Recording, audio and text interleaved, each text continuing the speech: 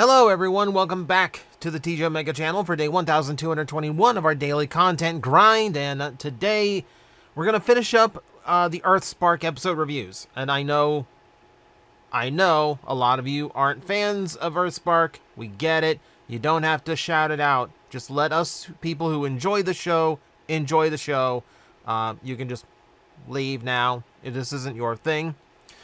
Just take solace in the fact that we won't have to do this again until the last batch of episodes comes out, presuming that there is a last batch of episodes. We're still waiting on confirmation on that, but it seems like they got to finish their whole 26 episode order, so fingers crossed, at least for us who like the series. Point being, I do want to talk about the finale and wrap up that whole series, at least for the time being, by talking about the last two episodes, Judgment Day, which is part 1 and part 2. Normally, I would start this by making fun of the fact that they named it something as cliche as Judgment Day, except we're dealing with Quintesson, meaning it's kind of apropos. And it starts off with Robbie in his emo phase. So you'll recall the previous episode, he found out that the girlfriend was actually a Quintesson spy in disguise. He's not taking it well. So poor Robbie going through heartbreak. You can tell he's gone just like full, full evanescence because he's got the hood up, which we've never seen him in a hoodie before. It's going to weigh on the early part of episode 1. It's going to weigh on most of episode 1 until action starts picking up.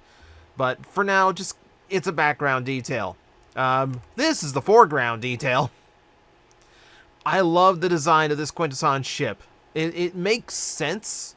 You know, it actually looks like a star cruiser, but it's still paying homage to the corkscrew ship of G1, which, let's be honest, is very impractical as most ships go. I understand the design, but let's be honest, it's a little weird. I can't imagine flying in it. Let's put it that way. But this is not a bad look. And speaking of not a bad look, we got our proper up close with a Quintesson. If you don't know by now, I do like my Quintessons. I like my Quintessons a lot, especially when they're done properly. This is an Earthspark style upgrade to the original design.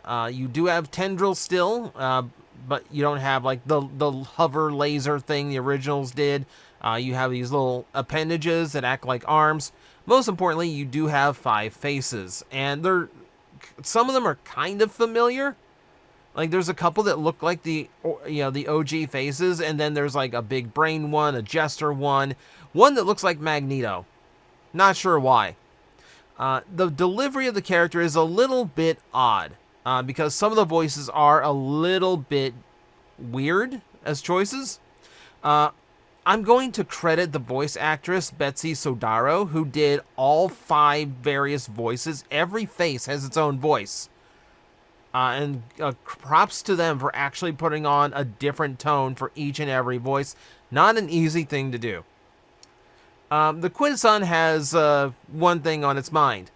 It wants the cyber sleeves. Keep in mind, they hate Quintus Prime because Quintus created them and abandoned them.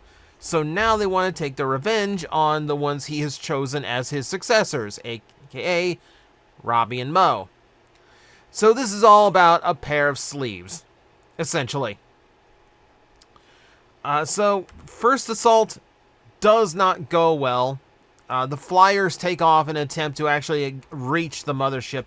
Megatron gets shot pretty bad, which actually forces, of all people, Prowl to come to the rescue, which is amusing to see. Like, there's been like a slow gain of respect on Prowl's behalf. He's slowly starting to accept Megatron is not a bad guy anymore. There's still a little bit of animosity here, but the two-parter is going to wrap up this side of the story. And it does kind of play into Prowl's other part of the story, where he's kind of just constantly been questioning Prime and Bumble, like Prime and Bumblebee's choices especially, because he's not really knowing what's going on. So he's quick to a complaint with just about everything because he's very much by the book procedure type. You'll see how that goes in a minute. What I do like about this is that in the process of trying to storm the ship, the Quintessons actually blow the dome that's been containing the chaos energy in a small part of Witwicky, meaning it is now out of control and basically become a natural disaster on the town, which gives us a chance to see the Autobots being Autobots and actually just going around saving humans. It's a nice look, to actually see them acting as rescuers, instead of just being like the combatants all the time. It's during this scene where, once again, I am reminded that David K, or not David K. What am I talking about? Keith David. Sorry. Mixed up my Davids. But Keith David is a very expensive voice actor. I don't know how Has Been Hotel does it. But they got him in for one scene. They got him in for one episode. And then from then on, Grimlock shows up and does not speak. All he does is make noises in dino mode. Which is very, very telling. I want to hear him talk again. Keith David as Grimlock sounds so cool, and then we only got it for one episode. But in order to stop this, thankfully Nightshade, the smart one of the team, has an idea to contain the chaos energy. 3 things they need. We'll get to that. First off, let's see what happens to Robbie and Mo, because they actually managed to get on board the ship. Thanks to their partners. They are not doing well. They are immediately captured, and by the same Quintesson that Mo already beat in battle. So it's kind of a full circle little moment here for the character. Nice to see him come back. And what we get afterwards is something that makes me just like dance in my seat. This leads to them in an actual judgment chamber, complete with a Sharkticon pit. I love this. I love the throwback right down to the yellow water. It's so good. I love seeing it again. There's a full throne with a huge set of stairs for the Quintesson judge as well. It's fantastic. I love the homage. We do get a short battle underwater in which most of the Sharkticons just kind of swim around waiting their turn to strike. They're much more polite than they were in G1. They also homage this. We get the whirlpool. But it's not the Maltos starting a demolition derby. This is actually the Sharkticons using it to force the Maltos down to the bottom of the pit to keep them from escaping. Unfortunately, and I actually really like this as a writing thing, at the bottom of the pit is the remains of all of the previous victims of the Sharkticons that have been fed to them for however long this ship has been in flight, which means there's some extra weaponry down there. It's actually kind of a smart way of utilizing what would naturally be at the bottom of the execution pit. It's a very good call by the writers. And it does lead to a really cool moment here with this big railgun looking thing, which doesn't last. It's good for one shot, and then Comedy says it has to fail before she can just shoot the judge. It leads to a chase scene. It leads to them trying to find a way out of the ship. And eventually they'll meet back up with Twitch and Thrash and make their escape. We'll get back to that in a bit. So, the 3 things needed in order to actually contain the Chaos Storm is going to be the Cyber Slayer and the Chaos Terrans. All of which are within Terratronus' head, along with Starscream, who has completely lost his mind.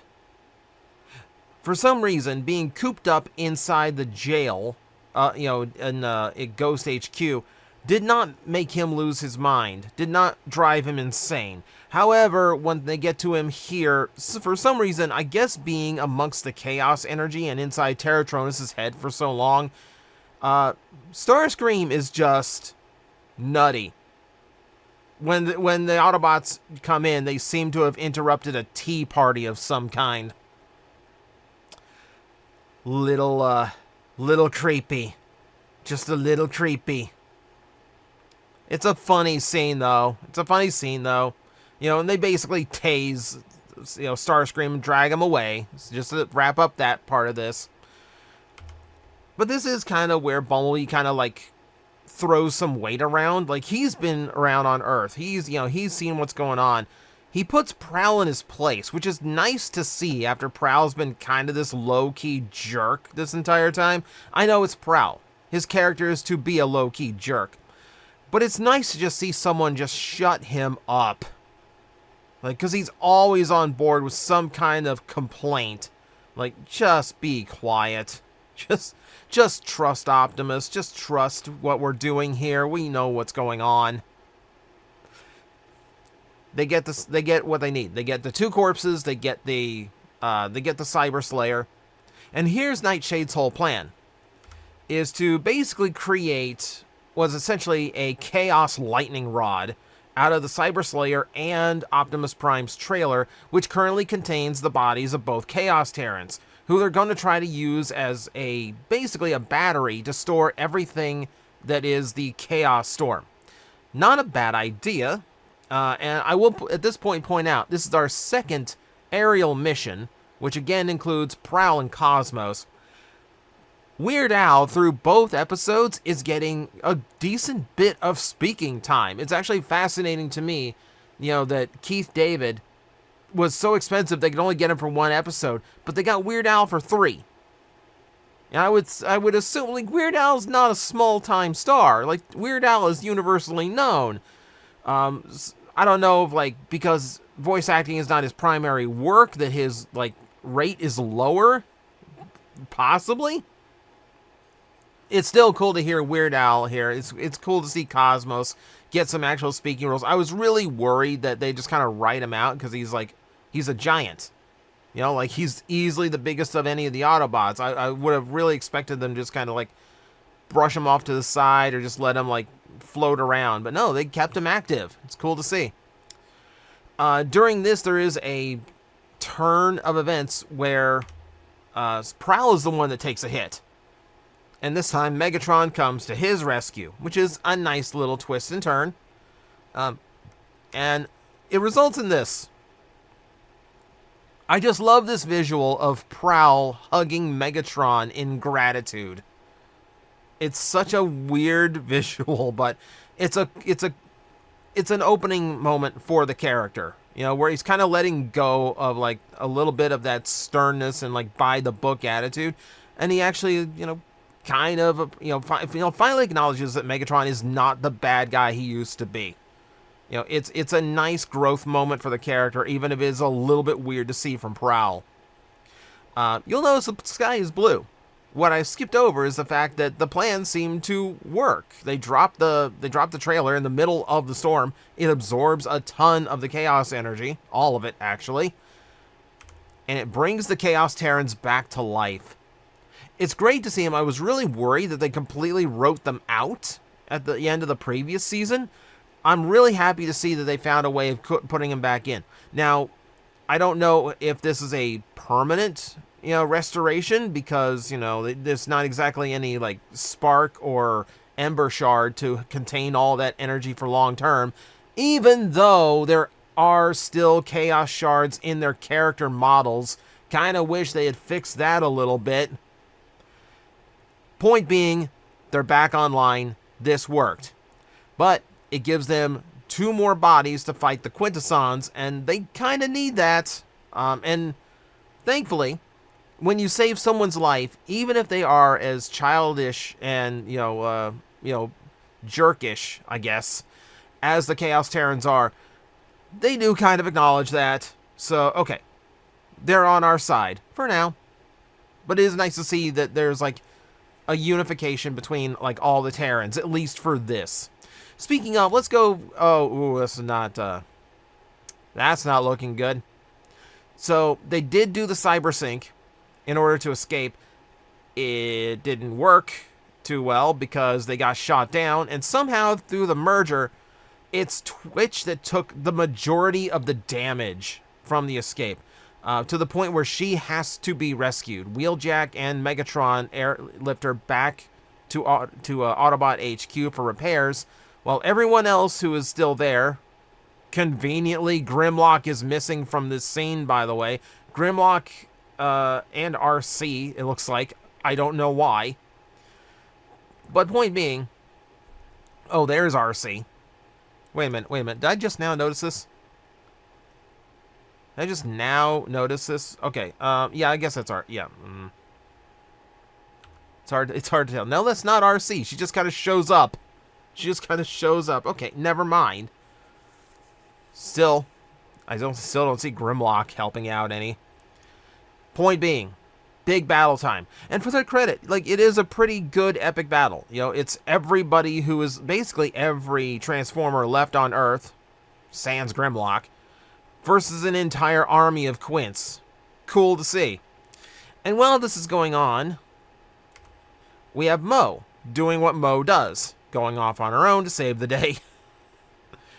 Remember that spark key that she has? The restoration key that she took off of Prowl's ship?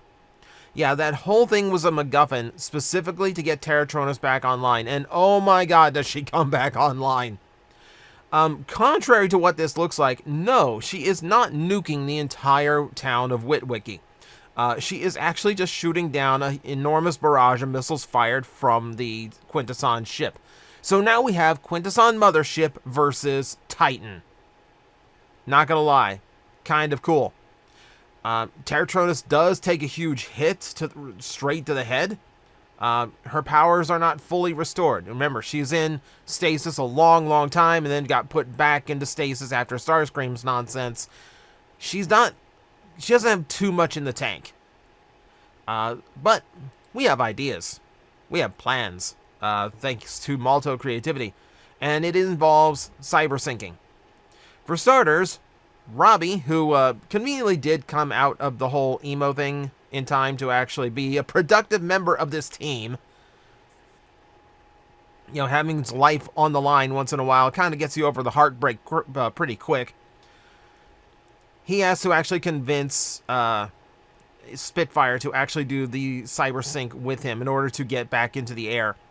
Which is kind of funny and kind of weird that it works the same way with her. I mean, they know how to do it, and I assume because they are kind of clones of each other, yeah, it would work physically the same way, but kind of odd that she can have the full combination. I wish the full combo had a little bit of visual difference than the standard like hover jet thing. I don't know, semantics, like, it works, so they get to be a big distraction for the Quintessons, while the rest of the team, or at least the rest of the Terrans, go to Terratronus. Remember, Terratronus is a Terran, a very, very large one, but born the exact same way, meaning she should be able to cyber sync as well. Not gonna lie, this is kind of a crazy idea I hadn't considered. I like it. I like it a lot. I'm going to point out a couple shots here, too. So I do kind of give this season a little bit of flack because I don't think the visuals, especially the fight scenes, are as good as they were in Season 1. That comes with a change of animation companies that are behind it. But I will admit, this shot of the Quintessons firing just an ungodly amount of missiles is such a cool visual. This is such a cool shot, and they linger on it to make it look super ominous. It's fantastic. And then Robbie gets his Dragon Ball / Captain America moment, where he's just deflecting the full blast from this big cannon with just his shield. Yes, there is a more recent reference I could make to a very similar scene, but that movie is still very new. Spoilers. Point being, it's a really, really cool shot. And then this. Terratronus in full, I guess, Terran armor. And I love how they've worked everyone into it. You know, like hashtags making up the helmet and visor. You can see all the spikes and details from Jawbreaker's armor. Obviously, the wings are from Nightshade. The swords from Mo. The grapple chain from, oh man, why did I blank his name? Aftermath. it's such a great way of just like dispersing all the elements to create this look. Like, I really like how they figured out how to do this. It looks really, really cool. And if Terratronus ever gets any kind of toy, the toy line failed, so, you know, like, that's probably never going to happen. But there is that part of me that's just looking at this and going, like, I really wouldn't mind a set of translucent snap-on armor on that toy, if it ever does happen. This is me asking for translucent plastic. You know I really like the visual, if that is true. This leads to a really epic finish to the fight, which is Terratronus literally just a flying slash to cut the ship in half. Quint got slashed in half in the middle of it as well, and ended off on, like, yeah, a very Dragon Ball type of, like, death animation, for lack of better terms. Which is a great way of finishing off the whole thing. All the surviving Quints retreat. We're probably not going to see them again. And we do end off on a happy note that Twitch is recovered, rebuilt, and the family is reunited. And that does it for the season. What would have been part of Season 2, now just the end of Season 3. So, it is an ending that, honestly, if they did get their run completely cut, I'd be okay with this. The only lingering plot thread going on here is, what happens to the Decepticons who flew off and left Earth? Do they actually get to Cybertron and come back with, like, more Decepticons? And what happens to the Chaos Terrans? Because they did leave after this fight. You know, they're still going to be independent, even though they seem to be on friendlier terms with the Autobots and the Terrans at this point. So, fingers crossed for some more character development from them, and I'm hoping that the resurrection is not a temporary thing, and that, like, we're just going to write it off as, like, that's how they got revived, and we're not going to worry about the whole thing of, like, no sparks, no shards. But really, that's it. Like, if you told me, like, the final shot in this show was them just kind of, like, you know, like, standing tall on Terratronus in victory, you know, looking off into the horizon, which is the final shot. I should have gotten a screen cap of it. If you told me that was the end, I'd be okay with it. As it stands, I think there's a few loose ends that I could really use the last 8 episodes to do. And then, obviously, I'd like to explore the Chaos Terrans as characters a little bit more. But I think for the end of a season, it's really satisfying. I mean, the season has shortcomings, but I do think it pulled together a really good finale, pulling in elements from the previous episodes, bringing back some of the characters that I really didn't think got a good shake. A little bit of humor there with things like Starscream. It's a really well-balanced pair of episodes to finish off the season. And, of course, I get a lot of Quintessons. I'm happy. So, that'll do it. That is your recap of Judgment Day, parts 1 and 2. Yeah, worthy finale. Worthy finale for the season. I still want a bigger finale for the series. Hopefully we do get that. Like I said, there's no indication that they got their run cut short. So we're just kind of waiting and seeing if in actuality we are still due for 8 more episodes. My fingers are crossed. And I know a lot of people's aren't. But, you know, that's their business. But that's going to do it for me. Thank you very much for watching. And, yeah, I'm out of episodes to review. I might have found a fix to that. Stay tuned. But that's then. For now, thank you. I will see you next time. You've been waiting a long time, haven't you?